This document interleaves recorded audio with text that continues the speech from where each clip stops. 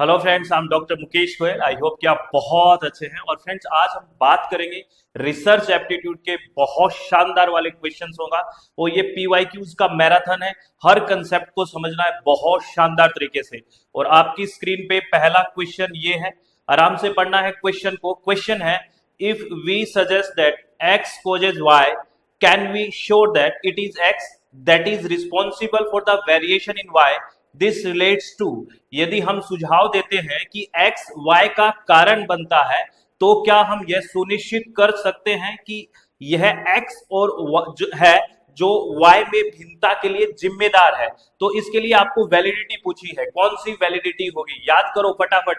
जब हम बहुत सारी वैलिडिटी की बात करते हैं, कन्वर्जेंट की बात करते हैं, डाइवर्जेंट की बात करते हैं, एक्सटर्नल वैलिडिटी, इंटरनल वैलिडिटी, बहुत सारी वैलिडिटी की बात करते हैं, फेस वैलिडिटी, तो आप बताइए यहाँ पे क्या आंसर होगा। तो एक्स वाई कॉज इफेक्ट याद करो, तो ये इंटरनल वैलिडिटी आ जाएगी। क्या आ जाएगी? Internal validity. क्योंकि यहाँ पे है क्या, एक्स और वाई, यानी कि एक अंदर इंटरनल कोज एंड इफेक्ट की बात हो रही है कि एक्स वेरी कर रहा है तो ये वेरी करेगा, ये इस पे डिपेंडेंसी है, कोज एंड इफेक्ट की बात कर रहा है, तो ये कौन सी वैलिडिटी होगी? Internal validity. अब आपको यहीं पे एक्सटर्नल वैलिडिटी, रिलायबिलिटी और इकोलॉजिकल वैलिडिटी के बारे में भी पता होना चाहिए। क्या आपको पता है इकोलॉजिकल वैलिडिटी क्या होती है?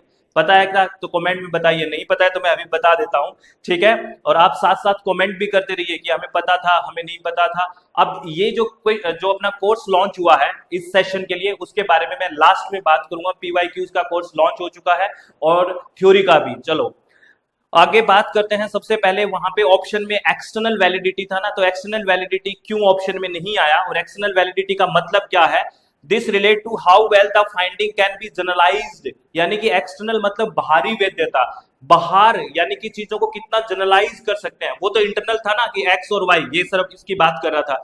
एक्सटर्नल मतलब बाहर की तरफ। तो this relate to well the finding can be generalized to other population setting or time beyond the specific study, है ना। it doesn't prove x cause y, है ना, but ask if the same effect would happen elsewhere। बिल्कुल समझ में आ गया, मतलब चीजों को जनरलाइज कर सके, बाहर लागू हो, जरूरी नहीं कि सिर्फ x और y पे ही लागू हो, ठीक है। और रिलायबिलिटी की बात करें, दैट इज विश्वसनीयता, क्या है? दिस refer to consistency and repeatability of measurements. इसका अर्थ है कि यदि प्रयोग को बार बार दोहराया जाए तो परिणाम समान आए। बिल्कुल, रिलायबल कितना है, विश्वसनीय कितना है। एक चीज को बार बार हम करके देख रहे हैं तो वो सेम परिणाम आ रहे हैं कि नहीं, तो वो अगर सेम आ रहे हैं रिजल्ट, तो वो क्या है? रिलायबल है। ये ध्यान रखना। ये बेसिकली रिलायबिलिटी की बात करते हैं, वैलिडिटी की बात करते हैं, इसको मिक्स मत कर देना। रिलायबिलिटी अलग चीज है और वैलिडिटी अलग चीज है। तो रिलायबिलिटी का मतलब क्या है? रिपीटेबिलिटी ऑफ मेजरमेंट, यानी कि कितना कंसिस्टेंस आ रहा है, इसलिए ये ऑप्शन नहीं गया। रिलायबिलिटी का मतलब पूछा जा सकता है, मैच करना क्वेश्चन आ सकता है। उसके बाद हम बात करें इकोलॉजिकल वैलिडिटी। इकोलॉजिकल वैलिडिटी का क्या मतलब है? ये एक्सटर्नल वैलिडिटी का सबसेट है। बेसिकली जो बाह्य वैधता है उसका क्या है? ये सबसेट है। That focus specially on whether the studies finding apply to real world. जो अपने स्टडी करके जो फाइंडिंग आई है हमारे पास, जो हमारे पास रिजल्ट्स आए हैं, वो रियल वर्ल्ड में अप्लाई कितने होते हैं। यानी कि यह बताती है कि लैब में किए गए शोध के परिणाम वास्तविक दुनिया की स्थितियों में कितने प्रभावी है। तो that will be the ecological validity. तो आपका कंसेप्ट क्लियर, इकोलॉजिकल वैलिडिटी क्या है, इंटरनल वैलिडिटी क्या है, एक्सटर्नल वैलिडिटी क्या है, सब क्लियर हो चुका है। चलो बहुत बढ़िया। और रिलायबिलिटी क्या है, ये भी बहुत जरूरी है, यानी कि कितना कंसिस्टेंटली मेजरमेंट आ रहा है, वो सेम आ रहा है, वो होगा रिलायबिलिटी। वैलिडिटी की भी बात करेंगे, इस तरह के क्वेश्चंस बहुत आते हैं रिलायबिलिटी और वैलिडिटी से। चलो नेक्स्ट क्वेश्चन के लिए प्रिपेयर है? चलो बहुत बढ़िया। नेक्स्ट क्वेश्चन क्या है? नेक्स्ट क्वेश्चन है qualitative content analysis of document relating to different time period. यहां पे नोट करना, क्या ये different time period pertain to which of the following research design. तो यहाँ कीवर्ड, एक तो क्वालिटेटिव कंटेंट की बात आ गई और एक डिफरेंट टाइम पीरियड की बात आ गई। कीवर्ड को अंडरलाइन करते हुए क्वेश्चन को करिए। विभिन्न समय अवधियों से संबंधित दस्तावेजों का गुणात्मक सामग्री विश्लेषण निम्नलिखित में से किस शोध से डिजाइन से संबंधित है? यानी कि विभिन्न समय। तो अब याद करो, बहुत सारे रिसर्च के टाइप्स हम पढ़ते हैं, है ना। तो क्रॉस सेक्शनल, लॉन्गिट्यूडनल की बात भी आती है। तो यहाँ पे हम बात करते हैं कि अगर डिफरेंट टाइम की बात हो तो लॉन्गिट्यूडनल लेते हैं, वहां पे इंडिविजुअल डिफरेंस हो जाएगा। लेकिन टाइम क्या होगा? टाइम इंडिविजुअल, मत तो ये इंडिविजुअल, ठीक है, वैसा नहीं होगा वो क्रॉस सेक्शनल में। अब अगर बात करें लॉन्गिट्यूडनल, लॉन्गिट्यूडनल में क्या होता है कि आप में इंडिविजुअल ये है मेरे पास, यानी कि इस खेत की आपको सोइल उठानी है, ठीक है, तो आप कहोगे मैं हर 3 महीने में उठाऊंगा, यानी कि यहाँ पे टाइम क्या है, डिफरेंट टाइम पीरियड, अलग अलग। जैसे मुझे इस सोइल का इस खेत का सोइल का सैंपल लेना है, ठीक है, सोइल टेस्ट करना है, एग्जाम्पल ले लैंग्वेज में समझिए। तो अब मैंने 3 महीने में सैंपल उठाया है सोइल का, फिर अगर 3 महीने में उठाऊंगा, यानी कि प्री मानसून पोस्ट मानसून इस तरह से कलेक्शन कर रहा हूँ, तो मेरा डिफरेंट टाइम पीरियड हो गया। और यहाँ पे जो मेरा इंडिविजुअल है जिसे मैं सैंपलिंग कर रहा हूँ वो एक ही है ना, तो ये क्या होगा, लॉन्गिट्यूडिनल, क्या होगा, लॉन्गिट्यूडिनल हो जाएगा। जबकि क्रॉस सेक्शनल में क्या होगा, 1 पॉइंट ऑफ टाइम होगा। याद करो, क्रॉस सेक्शनल लॉन्गिट्यूडिनल को साथ पढ़ते हैं, वहां डिफरेंट टाइम पीरियड नहीं होगा, वहां क्या होगा, 1 पॉइंट ऑफ टाइम होगा। लेकिन तो इसका टाइम क्या गया, इसका राइट आंसर क्या गया, लॉन्गिट्यूडिनल। और यहाँ पे दो ऑप्शन और है, कंपैरेटिव यानी कि तुलना करना, यानी कि डिफरेंट डिफरेंट डॉक्यूमेंट्स हैं, दो कंट्री के डॉक्यूमेंट्स हैं, उसमें आप कंपैरिजन कर रहे हो, तो वहां तो डॉक्यूमेंट्स की बात है, कंपैरिजन की बात है, वहां पे डिफरेंट टाइम पीरियड की बात नहीं है। और एक्सपेरिमेंटल तो आप जानते हो, cause and effect, independent dependent variable, ये सब बातें होती है। तो अगर इस क्वेश्चन का राइट आंसर है डिफरेंट टाइम पीरियड को आपको अंडरलाइन करना है, क्वालिटेटिव को अंडरलाइन करते हुए राइट ऑप्शन चला जाएगा लॉन्गिट्यूडिनल। तो बहुत बहुत बहुत बढ़िया ऑप्शन है और बहुत बढ़िया क्वेश्चन है। अब वन लाइनर क्वेश्चन होते हैं लेकिन ये दिमाग को हिलाने वाले होते हैं, सारी चीज आपको पता होना चाहिए। ये बहुत बेसिक क्वेश्चन, बहुत बेसिक क्वेश्चन है। Identify the correct sequence of steps in the process of deduction from the following. Deduction याद करिए, निम्नलिखित में से निगमन की प्रक्रियाओं के चरणों का सही क्रम पहचानिए। डिडक्शन, तो डीजीपी याद आया, डिडक्शन में डीजीपी यानी कि जनरल से मैं पर्टिकुलर जाऊंगा, इंडक्शन में आईपीसी पर्टिकुलर से जनरल, तो जनरल से पर्टिकुलर यानी कि पहले मेरे पास थ्योरी होगी, जनरल तो थ्योरी होती है ना, डिडक्शन तो पहले थ्योरी होगी सबसे पहले, तो सी सबसे पहले आएगा। तो ऐसे ऑप्शन में पहला ऑप्शन कट गया और थर्ड ऑप्शन कट गया, दो ऑप्शन बच गए। अब और फाइंड आउट करिए, हाइपोथेसिस का फॉर्मुलेशन है ना सबसे पहले। तो अब जैसे ही आपने क्या किया, थ्योरी की बात की, तो फिर उसके बाद ये थ्योरी, इस पे काम करना है, तो आप हाइपोथेसिस बनाओगे, क्या बनाओगे, हाइपोथेसिस। और सबसे लास्ट में हाइपोथेसिस जो बनाई है उसकी टेस्टिंग होती है, पता है ना आपको। तो ऐसा ऑप्शन देखिए, तो ये बी ऑप्शन हो गया, क्योंकि सबसे पहले मेरे पास थ्योरी है, फिर उसके बाद मैं क्या करूंगा, हाइपोथेसिस, परिकल्पना का निर्माण करूंगा कि ऐसा करूंगा तो ऐसा होगा, इस थ्योरी में ये है, ऐसा करूंगा तो ऐसा होगा, हाइपोथेसिस फॉर्मुलेशन है। उसके बाद आपने हाइपोथेसिस तो बनाया नहीं, उसके बाद डेटा को कलेक्ट करेंगे कि यहाँ से चलो डेटा कलेक्ट करते हैं। उसके बाद डेटा कलेक्ट करने के बाद उसको एनालाइज करोगे तो एक फाइंडिंग आएगी, परिणाम निकल के आएगा। और फिर जो हाइपोथेसिस बनाई थी, क्या वो परिणाम आए हैं कि नहीं, क्या रहा, तो उसको हम टेस्ट करेंगे, फाइनली हाइपोथेसिस टेस्टिंग हो जाएगी। तो राइट ऑप्शन क्या हो जाएगा, B will be the right option, यानी कि CEADB। बहुत इंपॉर्टेंट क्वेश्चन है, घुमा फिरा के हर बार क्वेश्चन पूछा जाता है, ठीक है, बहुत बढ़िया शानदार तरीके से, ठीक है। नेक्स्ट क्वेश्चन, ये क्वेश्चन नोट करिए आप, बिल्कुल अभी नोट कर लीजिए, ये क्वेश्चन थोड़ा नया है, बहुत सारे बच्चों को नहीं आ रहा होगा। ये स्टैटिस्टिक्स जो होती है रिसर्च में, थोड़ा वहां से क्वेश्चन है, ए box plot is useful for displaying information on. एक बॉक्स प्लॉट पर जानकारी प्रदर्शित करने के लिए उपयोगी है, किसके लिए उपयोगी है, तो याद रखना, एक तो आउटलाइनर्स के लिए और एक मीडियन के लिए। बहुत इंपॉर्टेंट है, मैं अगेन इस क्वेश्चन को पढ़ रहा हूं, मैं समझा भी दूंगा। A box plot is useful for displaying information on outliners and median, यानी कि A and C will be the right option. चलो इसको थोड़ा समझते हैं, ये होता क्या है इसको समझिए। बेसिकली ए बॉक्स प्लॉट और box and whisker plot is a graphical tool, ये इसको अंडरलाइन करिए, क्या है ये, ग्राफिकल टूल है, use to summarise data sets distribution. ये किसके लिए यूज किया जाता है, जो हमारे पास डाटा है, उस डाटा सेट है उसको समराइज करने के लिए थ्रू ए 5 नंबर, जो 5 नंबर समरी होती है, स्पेशली ये आउटलाइनर और मीडियन में डिस्प्ले किया जाता है। जैसे ये आप क्वाड्रेंट्स वगैरह याद करो तो स्टैट्स में पढ़ते हैं, ठीक है, वहां से ये क्वेश्चन है। तो राइट ऑप्शन, आपको एक होमवर्क देता हूं, ए बॉक्स प्लॉट का अभी आप एक डायग्राम बनाइए, है ना, अपने रफ पेपर में, कि होता क्या है, और गहराई तक जाइए इससे, क्योंकि अभी पिछली बार ये क्वेश्चन पूछा गया, हो सकता है इससे रिलेट और चीजें आए। अगर आपको नहीं समझ में आता है तो कमेंट बॉक्स में कमेंट करिए कि मुझे नहीं समझ में आया, आप बाद में एक्सप्लेन और करिए, तो हम और उसको एक्सप्लेन करेंगे, ठीक है। चलो अभी समय की मर्यादा को ध्यान में रखते हुए फटाफट थोड़ा आगे चल रहे हैं। नेक्स्ट क्वेश्चन आपसे पूछा है, identify the advantage of close ended question in survey research.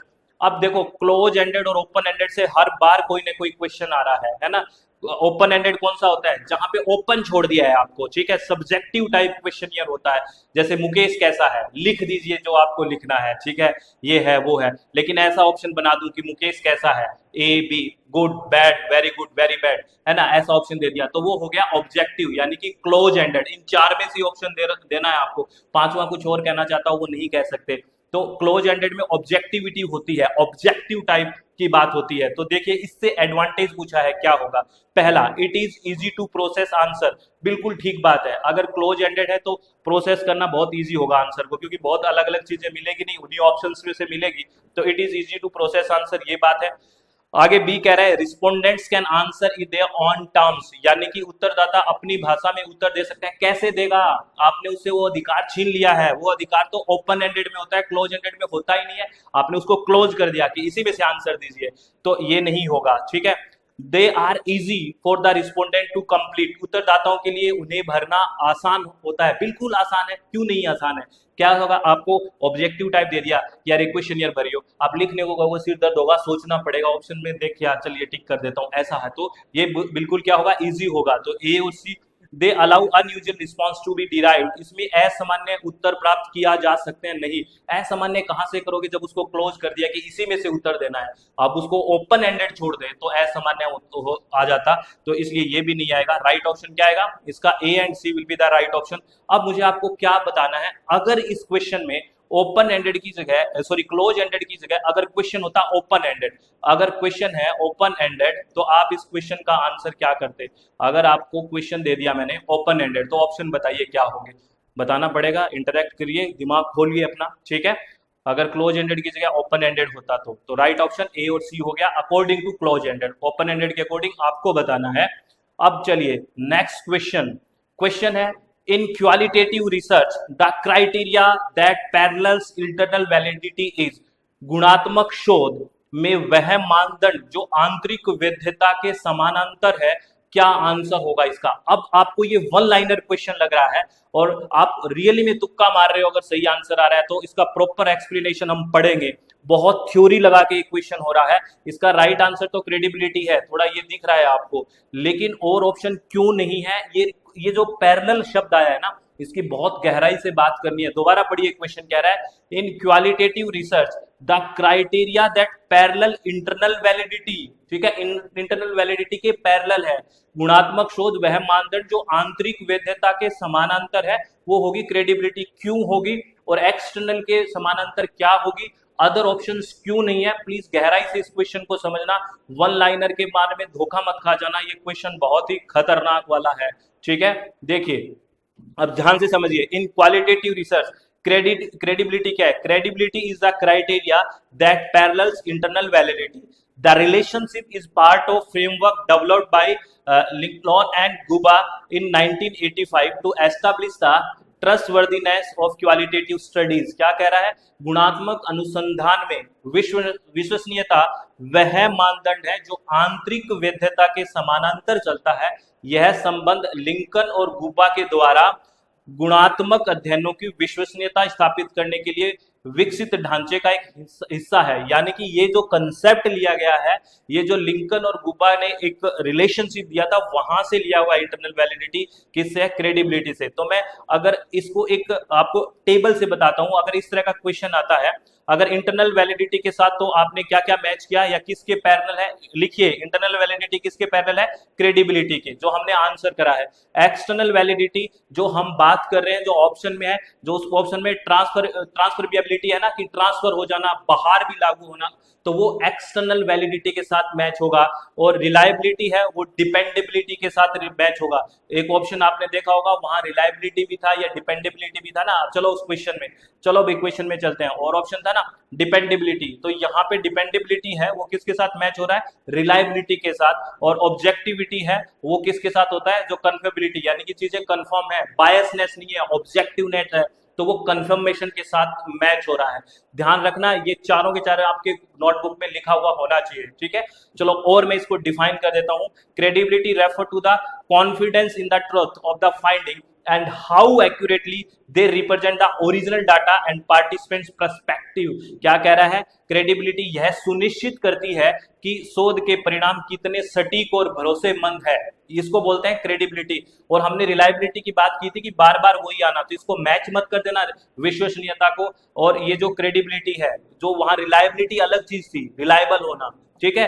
Parallel क्या है, just an internal validity is quantitative research ensure that result are true reflection of the variable studies, ठीक है ना, यानी कि वो किसी भी आउटसाइड फैक्टर से प्रभावित नहीं हुआ है ना। इसको और चीज में बताना, ये जो और ऑप्शंस थे क्या थे, एक तो था ट्रांसफरेबिलिटी, तो वो क्या है, एक्सटर्नल वैलिडिटी है, यानी कि बाहर भी वो चीज ट्रांसफर हो रही है, बाहर भी लागू हो रही है, तो टू जनरलाइजेबिलिटी है इसमें। और डिपेंडेबिलिटी है वो रिलायबिलिटी जो हम बात कर रहे थे। This parallel is reliability to focus on the stability and consistency of the data over time and across different conditions, यानी कि यह विश्वसनीयता के समान है, निर्भरता डिपेंडेबिलिटी की, ये चीज विश्वसनीय है। और कंफर्मेबिलिटी मतलब ऑब्जेक्टिविटी है, कंफर्म है चीजें, ये बायसनेस यहाँ नहीं है, यहाँ सब्जेक्टिविटी नहीं है, ये होगा। तो ये चारों के चारों ऑप्शन बहुत खतरनाक है, और इस क्वेश्चन की गहराई को समझिए, वन लाइनर पे मत फंस जाइए, ठीक है। आप बस बहुत जल्दी जाते हैं और फिर परेशान होते हैं, ठीक है। चलो इस क्वेश्चन को देखिए, यहाँ पे लिस्ट 1 के साथ लिस्ट मैच 2 को मैच करना है। यहाँ पे वेरिएबल्स की बात की गई है, पहला है इंडिपेंडेंट वेरिएबल, तो जहां इंडिपेंडेंट वेरिएबल आती है, स्वतंत्र चर आता है, तो हम वो एक बहुत सिंपल सा एग्जांपल पढ़ते हैं, आपको याद है ना, ऐड का, है ना, सेल और ऐड याद करिए। तो किसको हम कंट्रोल कर सकते हैं, इंडिपेंडेंट वेरिएबल, तो इंडिपेंडेंट वेरिएबल के साथ आ गया कंट्रोल वेरिएबल। डिपेंडेंट वेरिएबल क्या है, यानी कि जो डिपेंड होता है, आश्रित होता है, वो फाइनली रिजल्ट हमें मिलता है क्योंकि उसका इफेक्ट उस पर आ रहा है, कोज एंड इफेक्ट याद करिए, तो आउटकम आ गया। तो ए का 2 हो गया, बी का 1 हो गया, इस तरह का जो ऑप्शन है वो हमारे पास सेकंड ऑप्शन है, right option will be the second option. Intervening variables कौन सा होगा, जो बीच में होगा, बेसिकली हस्तक्षेप करने वाला, यानी कि stands between independent variable and dependent variable. और कंफाउंडिंग वेरिएबल जो होगा वो होगा नकली होगा, जो कंफाउंडिंग होगा, स्पेरियस वेरिएबल होगा, नाम ही कह रहा है। तो राइट ऑप्शन कौन सा हो जाएगा, इसका सेकंड ऑप्शन जो मैच किया है वो ठीक हो जाएगा। प्लीज इन वेरिएबल्स को भी लिख के रखना है अच्छे से, ठीक है। और आपको सब बढ़िया लग रहा है, एकदम मस्त लग रहा है, तो मैक्सिमम लोगों के साथ शेयर कर दे, और परी में होने वाली चीजें लाइक कर दो उसको, और कमेंट करके बताओ लग कैसा रहा है, क्या आपको पढ़ना है, कमेंट करते रहो भाई, तभी बात बनेगी, तभी आपसे मुझे पता लगेगा कि आपको क्या चीजें आ रही है, क्या नहीं आ रही।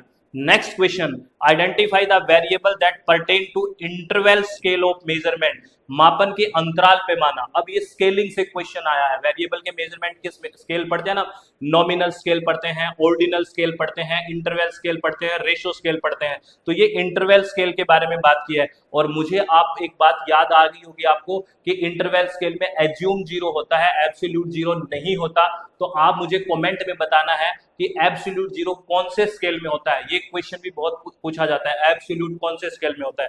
चलो अब ये कह रहा है कि इंटरवल स्केल में क्या क्या आएगा, देखो जेंडर नहीं आएगा। अगर जेंडर वगैरह की बात करते हैं तो ये बेसिक जो हम कैटेगरी नेम की बात करते हैं नॉमिनल स्केल में करते हैं, तो ये नॉमिनल में आएगा, ये इंटरवल में नहीं आएगा, काट देते हैं। रिलीजन नहीं आएगा, है ना, रिलीजन में क्या अंतराल की बात करोगे, वो है तो है, लेकिन अगर यहाँ पे बात करें एक इंटरवल की, date of birth of a person, या इंटरवल दिनों का होगा, ठीक है। टाइम ऑफ द डे बिल्कुल होगा, जैसे मैं कहूँ 12 से 1, 1 से 2 इंटरवल आ गया, तो राइट ऑप्शन बी और डी हो जाएगा, तो बी और D will be the right option. बहुत बढ़िया क्वेश्चन है। तो आप मुझे बिल्कुल एक क्वेश्चन आपसे पूछा है मैंने इससे, एब्सोल्यूट 0 कौन से स्केल में आता है, प्लीज बताना, रिक्वेस्ट है आप लोगों से, तभी चीजें बात बनेगी, नहीं तो बात नहीं बनेगी। देखिए ये क्वेश्चन मैं एक बार और अच्छे से डिफाइन कर देता हूं ऑप्शंस को।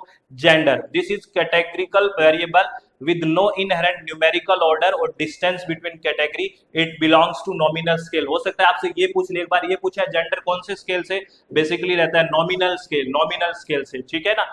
तो date of birth, dates have equal intervals, 1 day in always, है ना, 24 आवर्स होगा, ठीक है ना, तो इंटरवल तो होगा ही। And the difference between 2 dates is meaningful, यानी कि यहाँ पे इंटरवल हो सकता है, बिल्कुल सही बात है।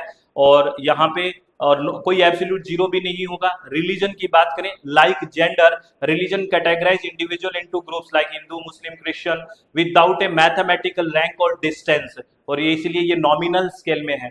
और time of the day, interval between hours हो सकता है। तो ये बेसिकली इंटरवल स्केल में आ गया। तो याद रखना, बड़ा अच्छा क्वेश्चन है। स्केलिंग से देखो घुमा फिरा के क्वेश्चंस पूछे जाते हैं, ठीक है।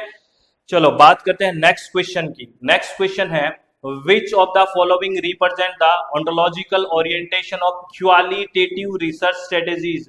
निम्नलिखित में से कौन सा गुणात्मक अनुसंधान, बस अंडरलाइन कर लो दिमाग में। सर ऑनलाइन होता है पेपर तो अंडरलाइन कैसे करें, दिमाग में अंडरलाइन करिए वहां पे, ठीक है।